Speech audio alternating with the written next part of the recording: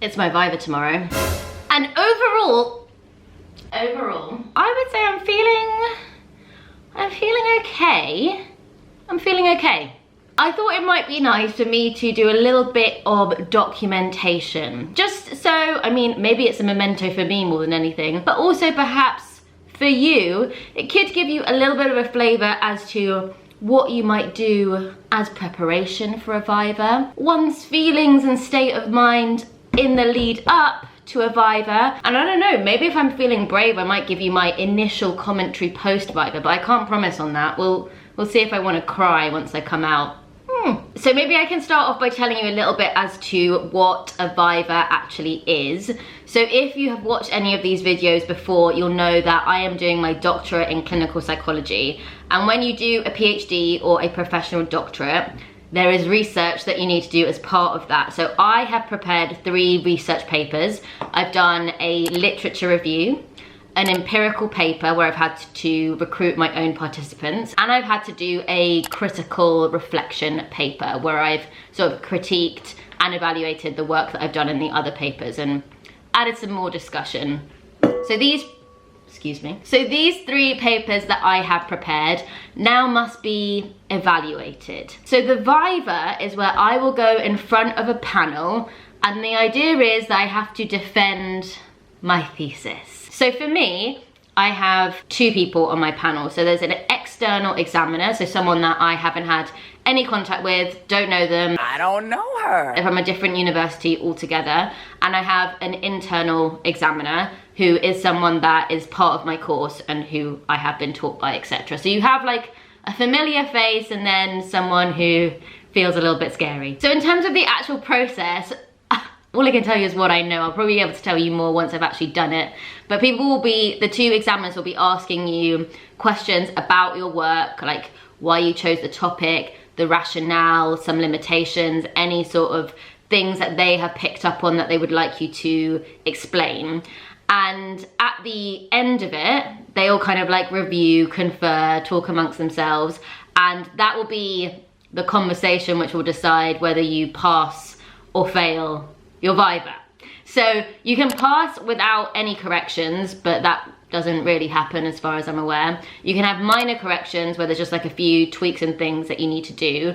Major corrections, I think typically involves you having to do some kind of like reanalysis of a data, so something a bit more substantial. And then a fail is, it's something that we don't talk about. So the day before the viva, we take a research day. So I've got time to prepare, get my thoughts together, calm down and everything. But we are in the wrong place. Right now we are in my flat and actually I can't work here, I can't concentrate. So we're leaving, we're going into school.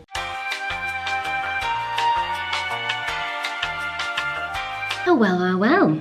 Fancy seeing you here. I'm actually really glad that I've been able to bring you to this room because this, where we're sat right now, is known as the basement. This is where the magic happened. I actually wrote my entire thesis down in this room.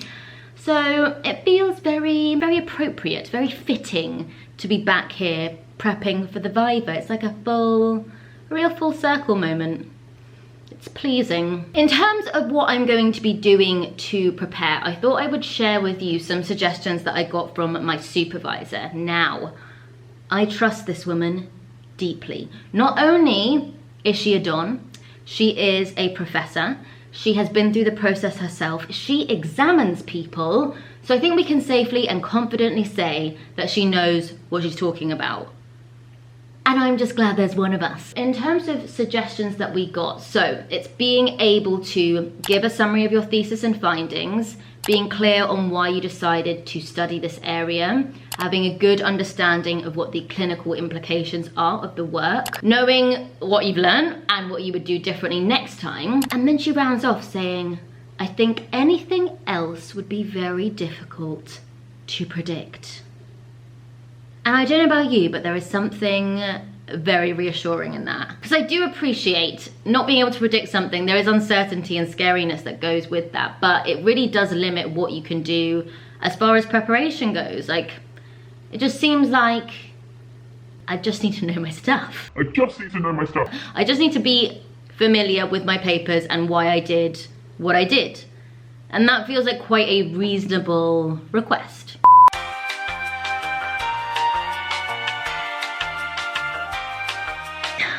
I don't know if you guys ever get this when you're reading back your own work. That's why I just hate proofreading. Like your attention just goes like, doof. Like I can just feel myself reading a sentence.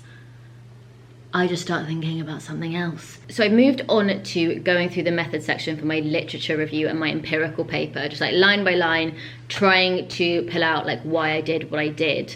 So with any kind of big event, whether that is exams or interviews or the viva, I think it's really important to do active things when you're preparing. So for me, at the moment, what I'm doing is like writing myself full questions and then writing them out in full, kind of like as I would say things. I also very, very often just talk out loud to myself, like pretending that people have asked me questions. I do that particularly for interviews, which I was kind of considering doing here, but I just don't know if it would make me look a little bit unbalanced. The clinical implications of this work, I would say, so we were able to establish that the PAM-R is a valid and reliable measure of disorganized attachment. And what that then offers clinicians and researchers is a valid and practical tool that they can use within clinical settings and also as part of their research. So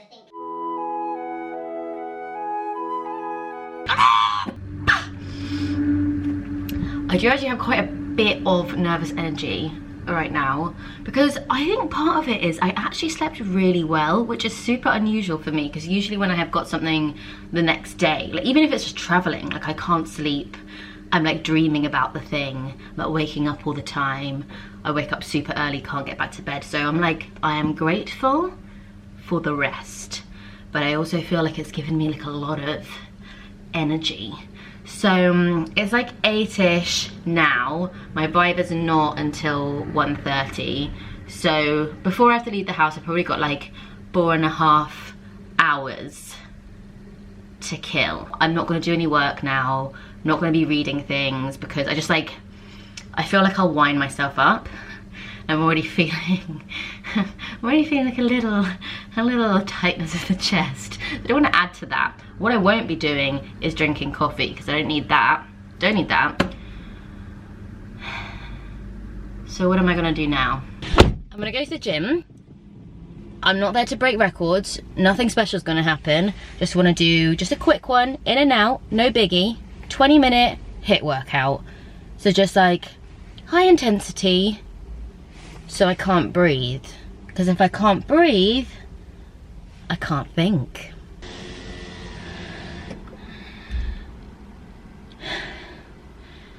Good. Okay, I have to say that did actually make me feel a lot better, a lot more centered.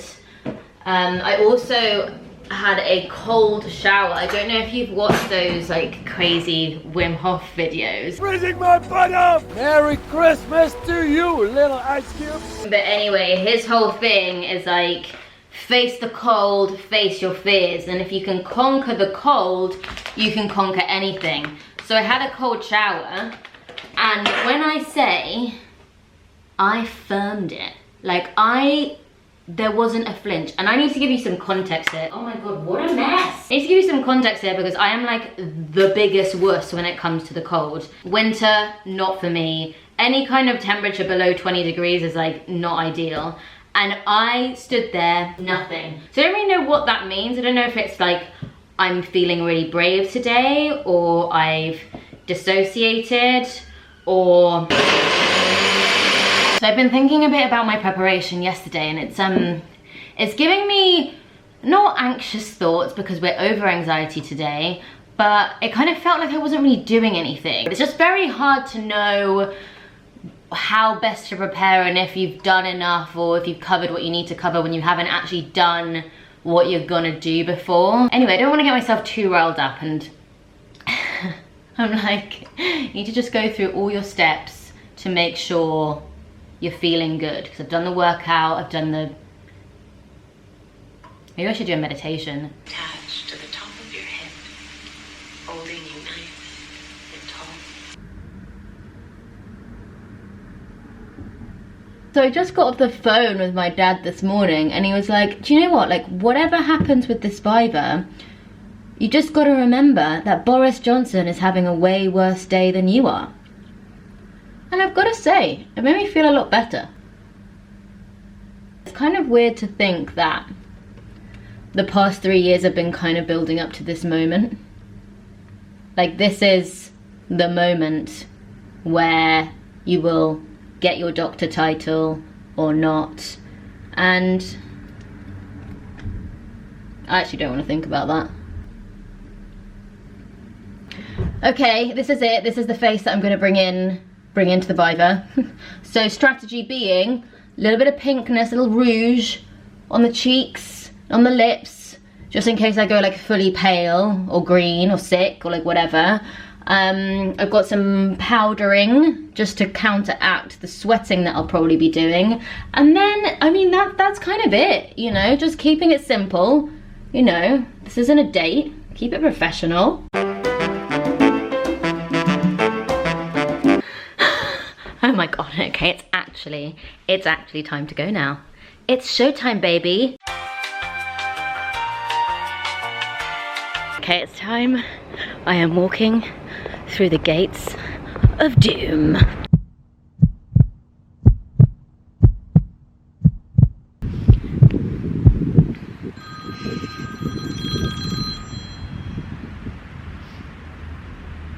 Hello, Miranda speaking.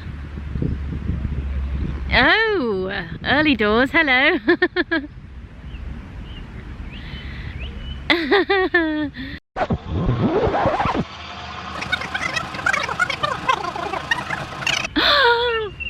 Oh, stop.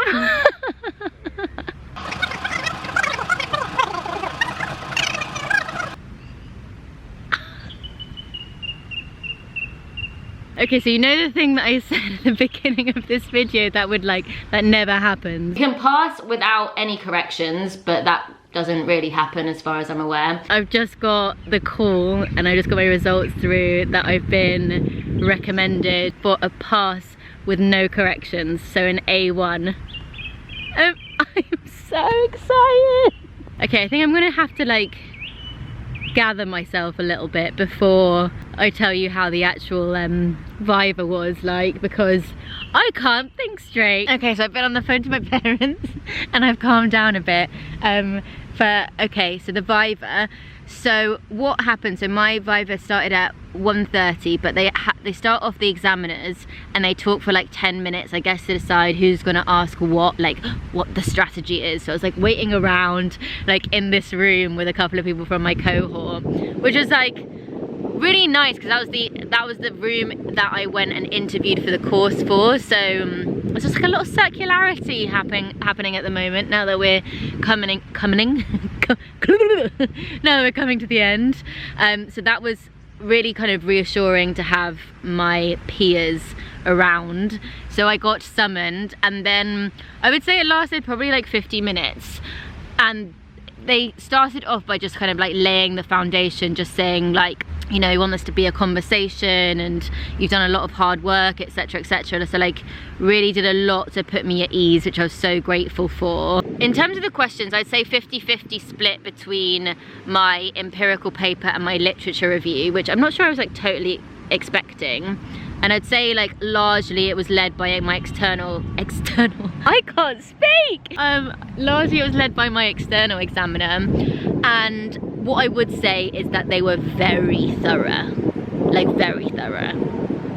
Like very thorough. There was a point where I had to like look at my thesis, look at a specific table, look at numbers, and like justify why I'd excluded a certain model versus another, like looking at the data and stuff. So you really do need to know your stuff. Like they have read line by line. It actually went super quickly, and I think I'll probably do like another video like this, kind of breaking down the process more on kind of the questions that were asked. But it was really a question of knowing like my rationale and the theory behind my papers. So like attachment theory, how that relates to psychosis, secure attachment, knowing those concepts really well. And yeah, and then we wrapped up, had a quick little drink, and then ran home because they said they were going to call me between 4 and 5, and then I got the call early.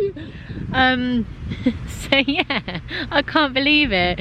Pass without any corrections. Like, that's the thesis done. I don't need to open it or look at it again.